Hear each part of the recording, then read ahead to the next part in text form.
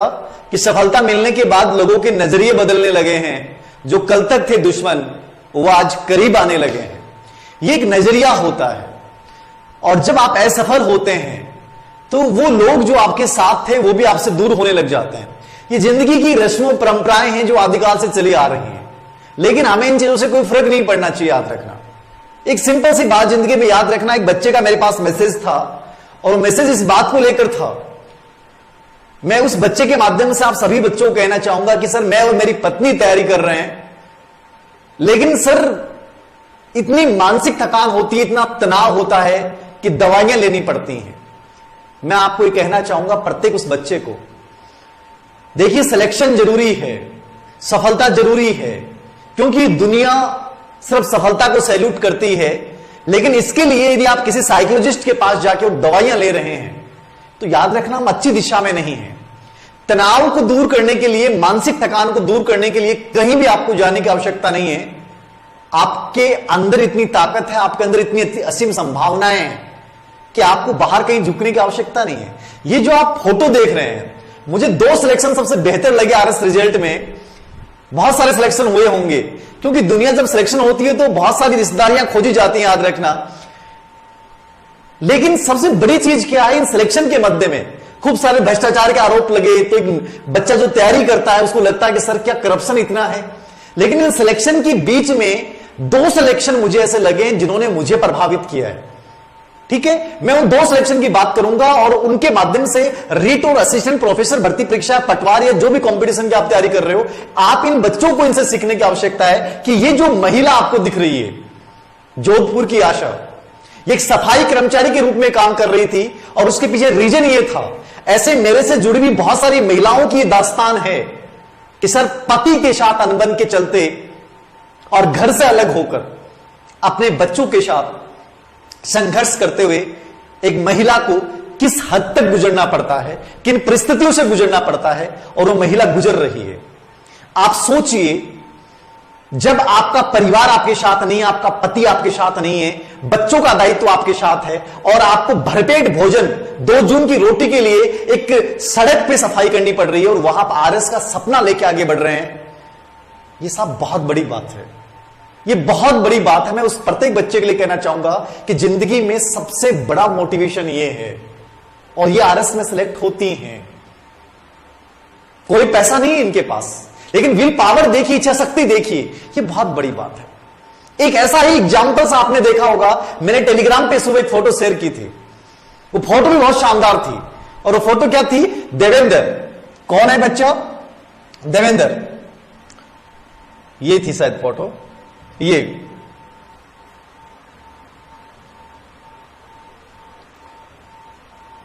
बच्चा देवेंद्र अलवर बानसुरकर।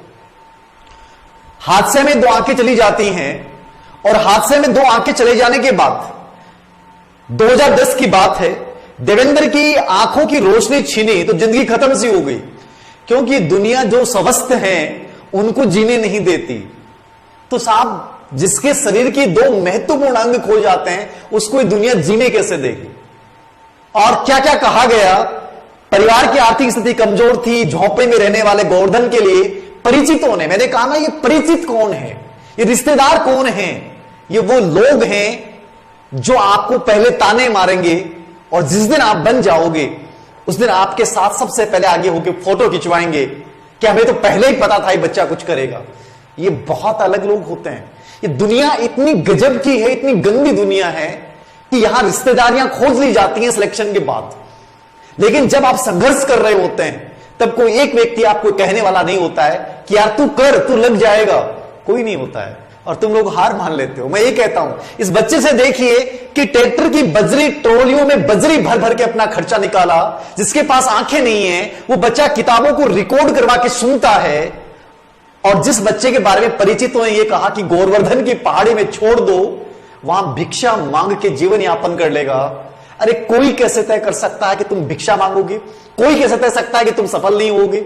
ये मुझे तय करना है कि मैं क्या बनूंगा, क्या नहीं बनूंगा। आज ये बच्चा आरएस बन चुका है।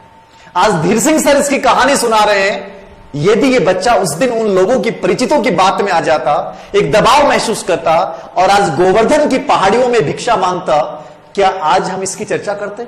ना आशा की चर्चा होती, ना देवेंद्र की चर्चा होती, ना बाड़मेर की लक्ष्मी की चर्चा होती, ना हनुमानगढ़ की उन 3 बच्चियों की चर्चा होती जो आज 5वीं के बाद कभी स्कूल नहीं गई और पूरा परिवार आरएस बन गया। सिलेक्शन के लिए ना किसी कोचिंग इंस्टीट्यूट की जरूरत है, किसी चीज की जरूरत नहीं है। सिलेक्शन के लिए सही दिशा में सही मेहनत की जरूरत है। याद रखना, आरएस टॉप करती है मुक्तारा, झुंझुनू की बच्ची, और उस बच्ची का एक स्टेटमेंट आपने देखा होगा कि मेरा बेटा मेरे लिए यस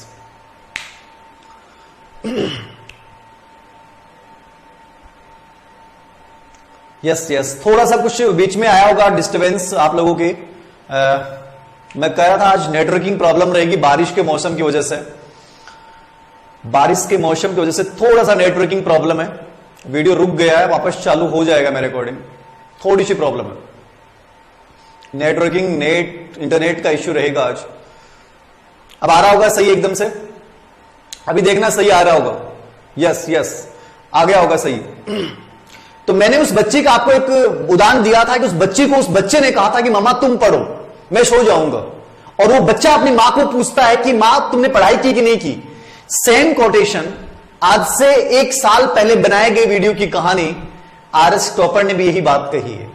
जिंदगी में मोटिवेशन कहीं से भी ढूंढना हो साहब, धीर सिंह सर की तो थीम है और धीर सिंह सर की तो जिंदगी का एम है कि हार मैंने नहीं मानी और हार मैं तुमको मानने नहीं दूंगा। और इसलिए टैगलाइन बन चुकी है कि जीत जाएंगे हम, जीत जाएंगे हम चाहे कोई साथ दे या न दे। गाने में क्या था? जीत जाएंगे हम जब तुम हमारे संग हो। मैं कहता हूं चाहे कोई संग नहीं हो लेकिन फिर भी जीत जाएंगे हम। इस जीत को अपनी जिंदगी की लाइन बनाइए।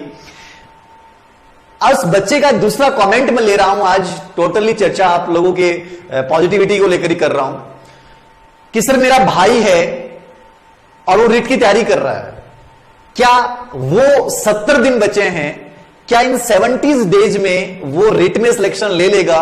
वो खुद कह रहा है कि मैं ले लूंगा। मुझे नहीं लगता सर। ये कैसे सवाल है आप लोगों के? मैंने पहले भी आपको कहा था सिर्फ 45 दिन की तैयारी में 0 से लेकर शिखर तक पहुंचा है रिट 2018 में। क्या मानते हैं आप? ये आरएस क्या मानते हैं? क्या मानते हैं आरएस में? आपको लगता है कि बहुत ब्रिलियंट बच्चे आरएस बनते हैं? दिमाग से निकाल दीजिएगा, ऐसा कुछ नहीं है, ऐसा कुछ नहीं है। मैंने बहुत बड़े ब्रिलियंट बच्चे को आरएस में सफल होते हुए देखा है और मैंने ऐसे बच्चों को भी देखा है जो किसी जगह सफल नहीं हुए और वो आरएस में सफल हो गए। ये कोई मायने नहीं है। आप ब्रिलियंट है जरूरी नहीं सिलेक्शन हो। सिलेक्शन के लिए ना टाइम कोई मायने रखता है ना परिस्थितियां मायने रखती हैं। इन दोनों की परिस्थितियां आशा और देवेंद्र की मैंने बताई, आशा और देवेंद्र की बताई। बाड़मेर की एक बच्ची हमारे एक स्टूडेंट भी जो मेरे पास सिकर में ऑफलाइन पढ़ी है, रेखा शायद, उसकी बहन है लक्ष्मी, जिसने पति को खोया और एग्जाम्स के समय अपने पिता को खोया, लेकिन फिर भी स्टेमिना के साथ उसने पढ़ाई की। जिंदगी में परिस्थितियां क्या होती हैं, मैं बार बार इन चीजों को बोलता हूं आप लोगों के सामने। क्या 70 दिन में आप किसी एग्जाम को क्रैक कर सकते हैं? कर सकते हैं, लेकिन इसमें 70 डेज में क्या पढ़ रहा हूं ये मायने रखता है, ये महत्वपूर्ण रखता है। और ये जो लोग आपके आसपास के बगल के एनवायरनमेंट के लोग हैं जो आपको गिराने के लिए तैयार बैठे हैं, मैंने कहा जो बाद में रिश्तेदारी ढूंढेंगे लगने के बाद, जो अभी ये सोच रहे हैं कि गिरे, उन लोगों को जवाब देने का बहुत बेटर तरीका है। और इसका मतलब ये नहीं है कि आप बहुत नेगेटिवली दबाव लें, कोई इतना बड़ा दबाव लेने की आवश्यकता नहीं है। मैं आरएस में ऐसे उदाहरण गिना दूंगा जो टॉप रैंकर हैं, लेकिन जिन्होंने मस्ती के साथ सिलेक्शन लिया है, बहुत मस्ती के साथ। और आप में से हर छोटी से बात के ऊपर आप बहुत सीरियसली हो जाते हैं, बहुत ज्यादा तनाव में आ जाते हैं। सिलेक्शन के लिए तनाव नहीं, एक उत्साह होना चाहिए, उत्साह के साथ एक मस्ती भी होनी चाहिए। मैं हमेशा आप लोगों को कहता हूं कि जिंदगी में कुछ पॉजिटिव लोगों को जोड़िए अपनी लाइफ से, उनके साथ बातें कीजिए, इंटरेक्शन कीजिए। आप 70 दिन आप लोगों के पास बचे हैं, 70 डेज में आप बहुत कुछ कर सकते हैं। इतने दिन आपके पास असिस्टेंट प्रोफेसर के लिए बचे हैं, एसआई के लिए बचे हैं, पटवारी के लिए बचे हैं। आप किस कभी कभी होता है सर, रैंक कम आने पे नर्वस हो गए हैं हमारे सर रिट इंग्लिश टेस्ट सीरीज। आवाज आ रही? दोबारा कनेक्ट हो गया, आज कुछ नेटवर्किंग प्रॉब्लम है, रुक गया है, वापस शुरू हो गया होगा, देखना एक बार।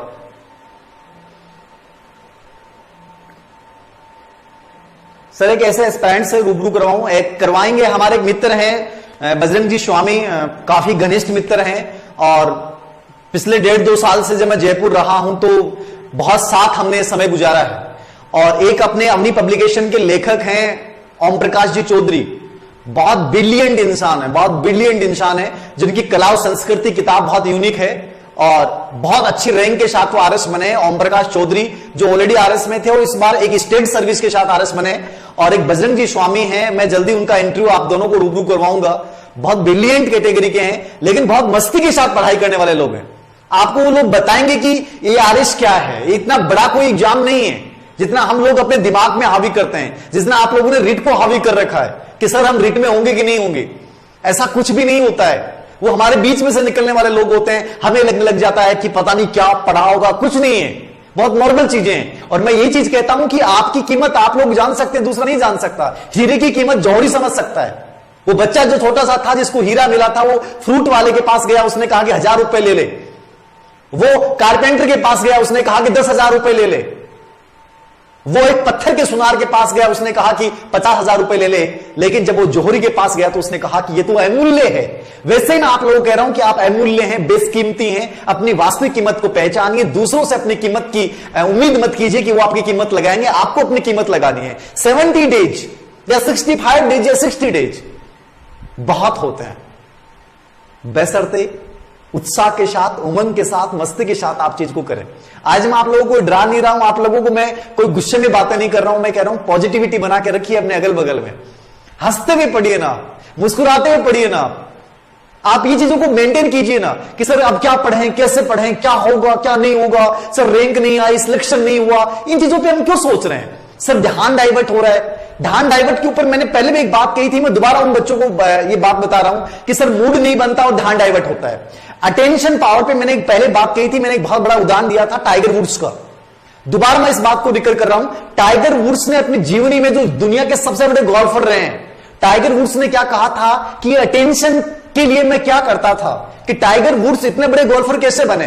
तो उनका कहने का मतलब यह था कि जब मैं मैदान में उतरता था तो मेरी नजर, मेरा दिमाग, मेरा मन और मस्तिष्क में केवल 2 ही चीजें होती थी, मेरी बॉल और वो जहां मेरा लक्ष्य पहुंचाना है।